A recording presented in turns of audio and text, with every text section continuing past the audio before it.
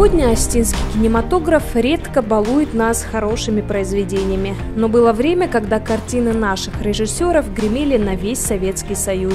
Редакция Осетия Ньюс с большим трудом выбрала топ-5 лучших осетинских фильмов. На пятом месте картина «Хохак. Горец». Это кино о жизни горцев прошлого века. В опасный и полный приключениями путь отправляется юный Ахшар со своим дядей Джига. Их цель – отомстить роду Дударовых, представитель которого убил их родных. Прежде чем странники добьются своего, им приходится преодолеть трудности и разобраться с другими врагами.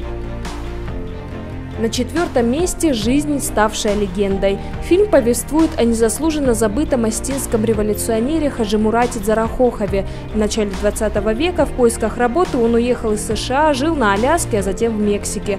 Кинолента рассказывает обо всех трудностях жизненного пути выдающейся личности.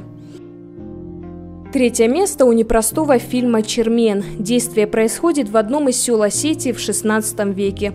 Будучи по происхождению незаконно рожденным, Чермен всеми силами пытается отстоять свое человеческое достоинство. Второе место у доброго и душевного фильма «Волшебная папаха». Картина снята по мотивам остинских народных сказок в комедийной форме. Зрители могут наблюдать за приключениями Уари, который осмелился наказать разбойников, обманувших его. Проучить аферистов горцу помогла волшебная папаха. Первое место по версии редакции Осетия Ньюс достается фильму «Сюрприз». Эту картину давно разобрали на цитаты, и они актуальны и по сей день. Забавная история о том, как мужчина, который никак не мог сделать в доме ремонт, в конце вообще остался без жилья. Веселый сюжет и харизматичные актеры. Этот фильм можно смотреть снова и снова. Сейчас бабахнет! По-настоящему бабахнет!